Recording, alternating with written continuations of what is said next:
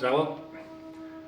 Најголем сон кај младите денеска е како да бидат финансиски слободни, како да бидат финансиски независни.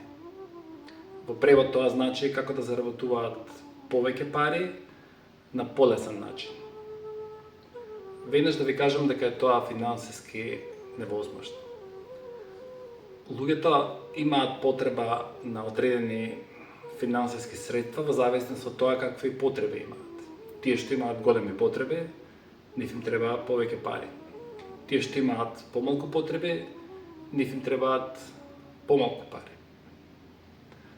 Значи треба да седнеме и да си поставиме пред нас план како да најдеме некакви внатрешни потреби за кои не ни требаат пари, што можеме да ги направиме слободно, без да заработуваме многу. Внатрешна исполнување или внатрешен длабок мир или внатрешно блаженство не ви требаат пари. Пред тоа сите сме исти. Човек што има милиони, милиарди, човек што има ништа, кога ќе дојде време за да се понира внатре, и двајцата се независни. Човек што има многу пари и човек што има малку пари, кога ќе седнат медитираат, тогаш се еднакви. Че не зависи од тоа кој колку има, во споредба со тоа што ќе доживее внатре во вас. Значи внатре во нас се наоѓа спектар на блаженство, љубов, супер длабок мир, супер длабоко исполнување, и тоа не зависи од тоа колку имате или колку немате. Тоа дури не зависи од тоа колку сте паметни, колку сте интелигентни. Тоа зависи од вашата чистота, односно од вашата длабока концентрација. Внатре во нас се наоѓа едно огромно богатство, кое може да се најде ако успееме да планираме доволно длабоко внатре во нас. Тој процес на планирање внатре во нас се вика учење медитација. Значи медитација е контакт со нашата внатрешна природа, за која не ни треба никаква надворешна акција. Тоа што треба да направиме е да седнеме и да се концентрираме длабоко внатре во нас, да го смириме умот, да ги смириме нашите потреби. Нашите потреби ни доаѓаат како некоја инстинктивна реакција гледајќи го светот околу нас или гледајќи го нашето ниво на среќа. И нашиот ум го обработува тоа во облик на пари, што се вика екзистенција. Ако го свртиме тркалото обратно, значи наместо од нашите инстинктивни реакции кои му даваат на умот одредени информации, нашиот ум да не насочи внатре во нас. Тоа се вика длабок ум. Длабокиот ум може да не насочи внатре во нас. Тоа е нешто што цело време не следи.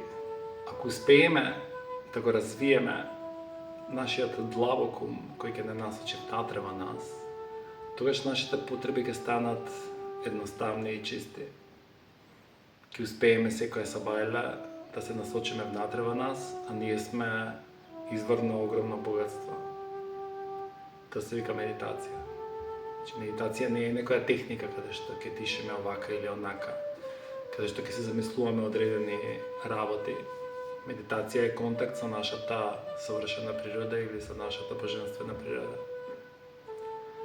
Тоа е многу лесно да се направи, процесот е многу природен, меѓутоа треба да научиме длабоко да се концентрираме. После длабока концентрација следи длабока медитација. Една од најголемите изреки на духовните учители низ целата историја е: биди среќен со тоа што си и биди среќен со тоа што имаш. Ова сум го прочитал 100 пати низ сите овие години на трагање, меѓутоа не сум го размислувал доволно.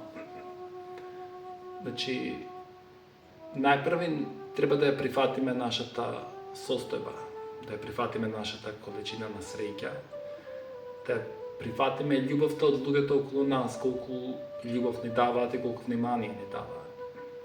Ако ние тоа не го прифатиме, ние ќе сме секогаш незадоволни од општеството, од семејството, од пријателите, од колегите на работа. Ке мислиме дека не ценат доволно, не сакаат доволно. Бидејќи не ја прифаќаме нивната љубов кон нас или нивното внимание кон нас. И секогаш сме незадоволни. Ако успееме да ја прифатиме состојбата од луѓето кон нас и да сме им благодарни за тоа, значи количината од љубов што тие ни ја даваат е истата количина што ние можеме да ја примеме. Тие може да ни дадат огромна љубов, меѓутоа ние не ја примаме, бидејќи сме нерецептивни.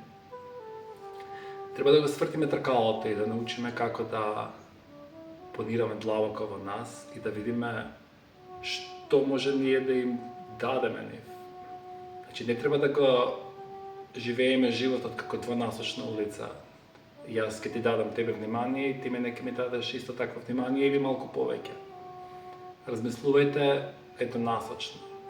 Гледајте што ви даваат луѓето и бидете им благодарни за тоа. И гледајте колку можете вие нив да им дадете. Под поима давање мислам љубов, внимание, благодарност. За да можете да дојдете во таква состојба, тој однос што го имате со луѓето околу вас, треба да го направите и со божественото внатре во вас или со вашата совршена природа. Значи, вие седнувате во медитација и гледате што може вашата длабока природа да ви даде. И ако сега седнете да медитирате и живеете со тој ист однос, вие нема да сте задоволни од тоа што ви дала вашата природа. Ке седнете, ке медитирате и ке ви се случува хаос во главата и ке кажете не е ова за мене или ова не чини. Меѓутоа, ако седнете и размислувате повторно еднонасочно, ке седнете, ке медитирате и тоа што ќе го добиете, ќе бидете благодарни, бидејќи тоа сте го заслужиле. И тогаш ќе станете рецептивни за многу повеќе енергија и знаење да се роди во вас. Значи, пуштате еднонасочна улица, пуштате тоа што го имате да ви се манифестира и сте благодарни за тоа. Следен чекор е, седнувате и кажувате што можам јас да направам за вашата божествена природа или за Бог. Тоа што може да направите да живеете чист, дисциплиниран живот. Кога живеете чист и дисциплиниран живот, тогаш ќе имате повеќе контакт внатре во вас. Тогаш ќе му дозволите на вашето божествено да се разбуди во по-длабока форма и во по-вистинска форма. Научите да медитирате. Дојдете на некои од нашите семинари за медитација, има секој 2 до 3 викенди. Научите како да понирате, како да го смирите умот, како направите контакт со вашата подлабока природа.